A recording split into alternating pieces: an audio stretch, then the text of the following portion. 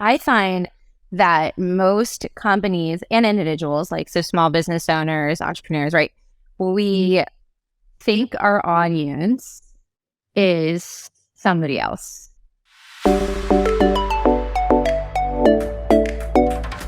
Welcome to Agents of Change, a podcast about the future of B2B marketing, featuring insights from executives at top agencies. I'm Danielle O'Neill with Leadtail. Let's hop on in. Hi, welcome to Agents of Change. I'm really excited today. We've had such a great lineup of guests already, but our next guest this morning is Rachel Lee from StandOut Authority. I've had the pleasure of working with Rachel as an organization, Leadtail. We have worked very closely with her on a couple of different engagements and have just had the pleasure of meeting her and Joshua and getting to know them better. And excited for the audiences to hear more from Rachel and learn a little bit more about what she's been up to and some ideas that she has as we're looking towards ways to increase our branding for our organizations. So welcome, Rachel. Great to be here, Danielle. Thank you so much for having me. Thank you so much for joining. We're so excited that you're here. What have you and Joshua been up to lately? Oh, just normal things, just standing out with authority. No, for real. The B-Lees are always up to a lot of great work. A little bit of background, I actually have the corporate in me. Josh is a natural born entrepreneur. StandOut Authority is his 16th company. And I'm the marketer that's worked for somebody else that worked at an marketing agency. Then I got my MBA out at University of Texas, McCombs School of Business. Welcome. Case anybody is a Longhorn. And I was at Microsoft and then Gartner doing all things marketing. And about almost 2 years ago, I took the jump. I'm part of that great resignation, great reevaluation, great of all the things, great rees, to partner with Josh because we believe in something more. We believe that it's time for us to be humans online. We're tired of the overproduced mass messaging, fake information, and really want to create human conversations. And through those human conversations and relationships, we know that all opportunity can be created. So StandOut Authority, that's what we do. We work with incredible, ambitious, high-powered business professionals who need support in attracting their ideal audience, engaging them, and then converting them into customer advocates without selling. We do not sell, so that you can become the StandOut Authority. And we do that through the most powerful platform for business professionals and decision makers, LinkedIn. Yes, absolutely. I love that. And, branding is so important right now. And actually what we're going to talk about today is the rebranding that a lot of organizations are going through. And so that's why I was really excited to have you on for this conversation, because I know that's kind of the heart of everything that you do. So for us, we've seen a lot of rebranding with clients, and I know talking to others in the industry, they're seeing this happen right now. It seems like organizations are taking a step back, trying to understand a little bit more about who they are, who their audiences are, and really what does that mean for the organization, the brand as a whole. So when we're thinking about this rebranding that a lot of organizations are going through right now, we really just wanted to kind of dive in from your perspective as marketers. What do we need to keep in mind throughout this process? I'd love to hear your opinions, like as we're thinking about rebranding, the fact that you have to drill down. So what does that mean? We all hear it, drill down to figure out your audiences. What does that actually mean? Yeah, it's a really interesting time for businesses and in the more B2B space. Although every company is run by another human being, and we're always working with organizations, so we don't really believe in that B2B, B2C. However, the last few years has been a really interesting time, right? Because we've had two sides where businesses have had to really dramatically change what their company does. Like most of them have had to make some shifts in the way in which they do business and how they serve their customers. Many people brought on new practices, released other practices. So there's that side of it because we're just living in a different world. And then there's this other side of human beings, real people, personal brands, because everyone has a personal brand. Every person's a human being. We are wanting more. We are expecting more. We're expecting more out of our life. We're expecting more out of the places we work. We don't just want to work a 9 to 5 and go in and be done. We want to be treated like real human beings. We want to have balance, right? We want to be able to pick up our kids at 2:30 and also get great employee benefits and have career growth and get paid well. And so for every brand, which is a business, we're in a different position where we have to think about not only our people and they are the business. They're the ones working with the customers and creating it. We then have to think about those same people on the other side of the coin who are actually our customers. And so just the dynamics, right? Just like, I think that's why we're seeing so much rebranding, right? Because a lot of companies have changed.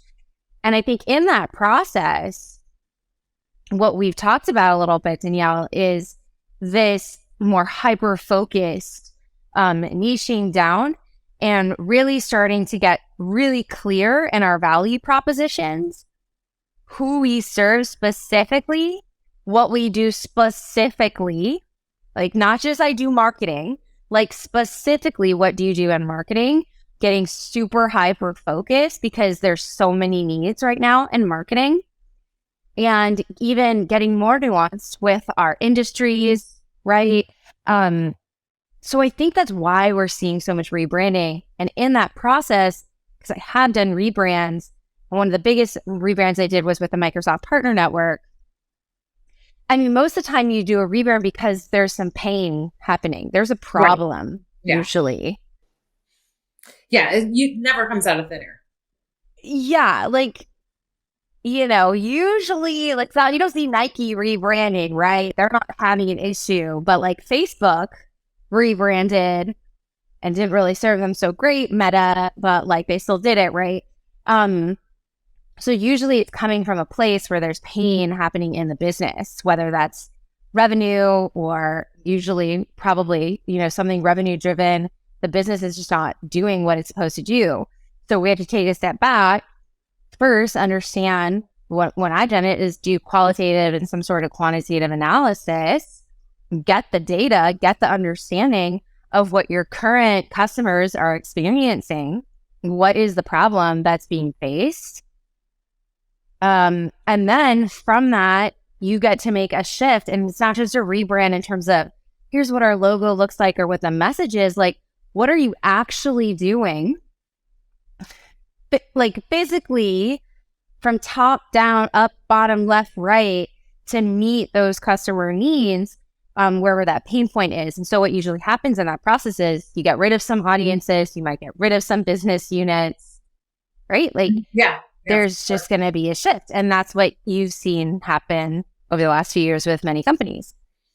Big time. And so who should be involved in this decision? When we're thinking about the rebranding process itself, we need to pull in different departments. We need to pull in different organizations. So who needs to be sitting at that table and helping make those decisions? Yeah, I mean, every company is different in terms of their size and structure, right? So like a tech company, and let's say a SaaS platform is very different than a marketing agency, right? Those are very different structures and teams. But let's say you just take a marketing agency, usually most definitely the CEO and that C-suite is helping, whether they're driving or at least being brought along the way is part of that decision. Most definitely the head of strategy, and any sort of like customer facing role, because you also have research. So there's some research that's going to need to get done. Even, I'm not saying you need to go spend like thousands and thousands and thousands of dollars on research, although like many, there's many companies that do massive rebrands. That is what they do. Purely using social media and doing some interesting things to your email list with some surveys, getting on some customer phone calls, even if that is your sales team, your own marketers, your own leads getting onto phone calls, doing quick polls or quick little touch points on social media. You can get super scrappy. So you might have that social media person involved, right? You might have that email person involved in executing some of that research, depending on what kind of business you are. The first thing that you have to do, though, is gather the data and really understand what's happening. So whoever those key players are, whether you have that internally to support you in the research, or you might need to hire somebody to help you with the research. Yeah. Yeah, absolutely. And that research is like the key component that's really going to help us determine. And that kind of ties into, you had a post a couple of weeks ago that I absolutely loved. And it was talking about the importance of the riches within the niches. So we all, everybody on this podcast, everybody listening to it, we all know niche marketing is kind of where it is and where we need to be. But when we're thinking about the rebranding and thinking about those niches, that's what really kind of stood out to me when I saw your post. And I think that's one area that as organizations, everybody has their ICPs, but then to break those down even further is what's going to take you. So with your discussion of the riches and niches and everything else that we're doing, how do you advise the organizations to really define what those look like? Ooh, so I find that most companies and individuals, like so small business owners, entrepreneurs, right? We think our audience is somebody else because we have an idea of who we want it to be, who we aspire to be. And then you actually take a look at who that business owner is, right? Or what the company does and who their current clients are, very disconnected. So I think you have to get really real with yourself and your, core team thinking about this. I'm like, who are our current clients? Truly. Let me give you an example. When I worked with Axe, Unilever's Axe, I was working on a campaign for Axe Music. I did a bunch of stuff with Axe, and their target customer is 18 to 24-year-old males in college, right? High school graduates, maybe getting those first jobs, that whole thing. Do you know who their core audience is? It's high schoolers, middle schoolers. I would guess like 13, 14-year-olds. Yeah. I think that's what all the guys when I was in high school was wearing. Exactly. Yeah. Like it's just, and I don't think that's changed since the 10 years, whatever, since I've worked off that. Like you ask any guy, they're like, oh yeah, Axe was the first thing I started wearing at like 13. Right. Yeah. So it begs the question, right? Like, do I then start to market to just 13-year-old boys and 15-year-old boys, which is a totally different conversation because you have to think about parents. Right. Yeah. Yeah. So, thinking about that and kind of drilling down, what steps did you take to figure out that, wait, this is not who it is. This is actually our audiences. Well, I mean, you need the data, right? That's where you get customer sentiment, right? Like you have enough, yes, and you could get real, that's where it's like real interviews or sentiment analysis and whatnot. There's real data. And so then the question becomes, okay, well this is not the audience we want to attract. Well, then there's two things. You either make a massive shift into you make a product, an actual functional benefit shift in the product or service to attract that audience. You could even create a new brand to attract that audience you aspire for, maybe because you think they're more profitable. You can't ignore who's currently attracted to you and relates to your brand. You just can't. Especially right now, Danielle, because we've talked about this. This is, things are slowing down. Budgets are getting tighter. This is the time to niche down. Retain the customers and clients that you have right now. Make sure they're feeling good. go harder with that. Make sure they have a spectacular service, and then, speaking to people like them. It's not the time to be completely shifting what your business does. It's just not. Correct. Absolutely. And so that retention piece is key also when we're thinking about this. And I feel that there's a little almost disconnect of who our audiences are and who we want our audiences to be, kind of like you were just talking about here. But then that also filters into the retention, because now that we've defined, we want this audience over here, we tend to forget about the audience that we already have. And this shiny new object syndrome, almost, that we want to take over and go here. So how do you advise the teams to kind of work together to ensure that this group is still being loved while we're figuring out ways to engage and draw in this group? Well, I mean, most businesses, 20% of your audience is driving 80% of the revenue. Even at the biggest companies, you look at your Microsofts of the world, right? The big enterprise, huge corporations that are using Microsoft products are driving the majority of the revenue. The SMB audience is long tail, growing, etc., but it always has gotten the short end of the stick, I guess you should say. So I think we need a reality check on that. And then I think that this is where the marketing and sales conversation becomes really interesting. Marketing and sales teams, right? Because so much of what marketing is today is demand generation. It needs to be brand building plus demand generation, especially in B2B.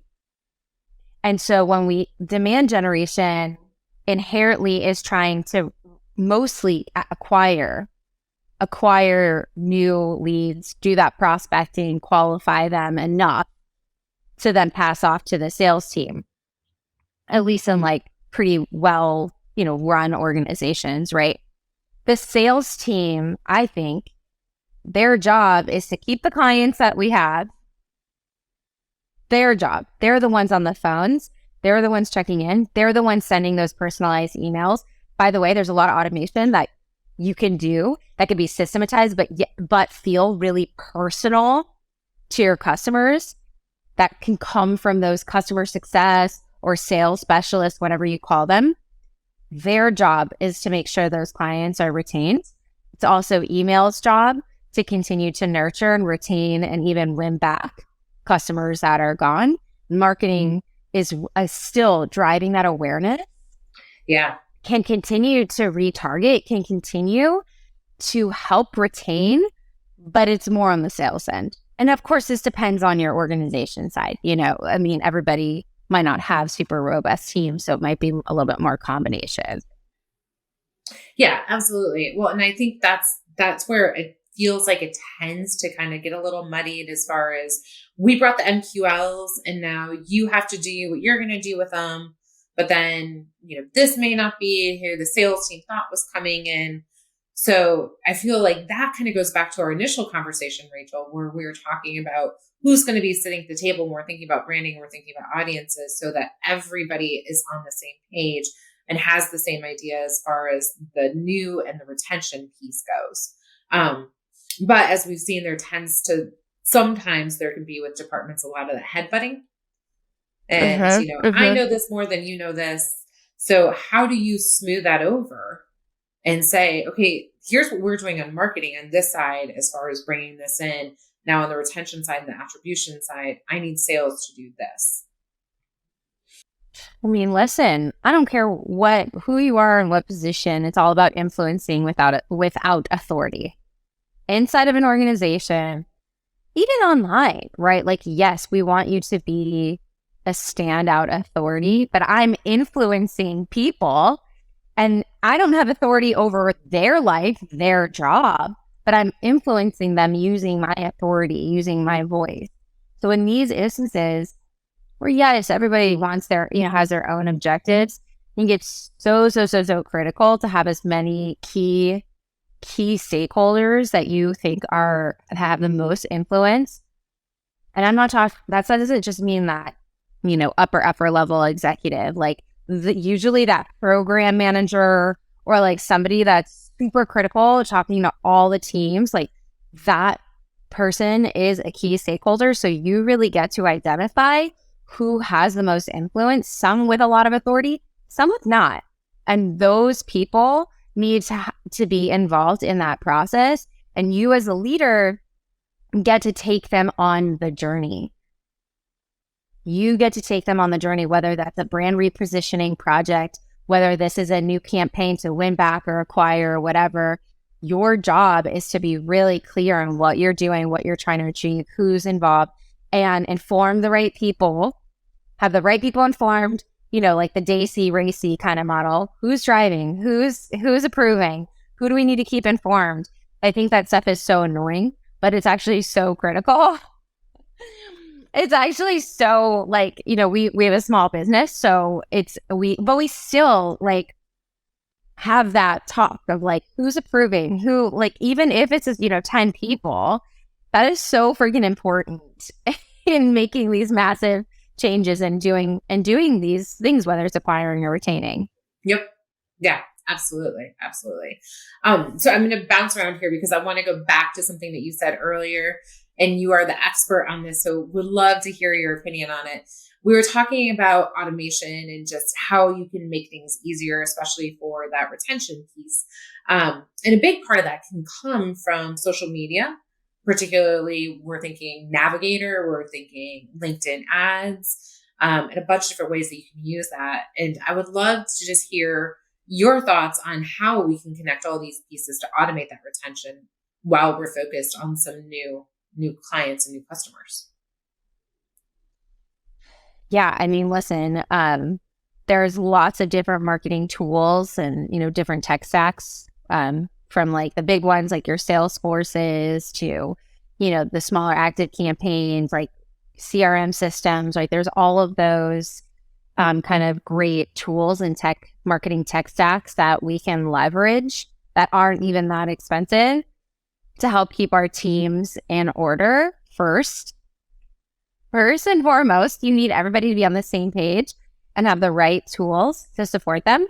Absolutely. And then, I think, of course, we love from like a more prospecting conversation, organic conversation starter. We love LinkedIn. We love LinkedIn Sales Navigator, which you mentioned. We think it's an incredible way to identify. This is an incredible way for your marketers and sales team, and honestly, your executive team, to really identify who are those key people, key businesses, key influencers that they want to be in touch with, really segmenting, nuancing, and niching down through the tool, and then using that as a way to create conversations, and even have warm introductions to other people. I mean, there's just a lot of goodness that comes from that tool. From a social media platform perspective, there's nothing else like that in the B2B professional space. There's just nothing. Right. Yeah, no, I agree. Love like, my sales and that's yeah. And of course there's integrations with, other products too, which is great.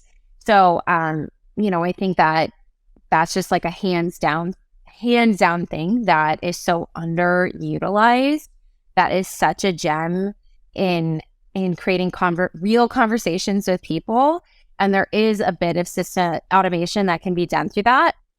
And then, of course, like, email is not dead. It isn't. Like, it isn't dead. So, like, the direct messaging is super helpful from a social media perspective. And then I think the email piece, that you could put videos in emails. You can have an email come directly from Rachel following up or working a new lead, and Rachel didn't have to do anything. The email marketing person just had it all set up, Marketo, again, whatever you use. So I think those are just like really not simple, I shouldn't say, but they're just like must-dos to keep conversations going right now. Yeah, powerful resources for the teams to. Yeah. And the good thing about those is they require less of a lift. And so, with teams that are being redistributed and being asked to do more, when you're using the right technology, you're able to really do more with it.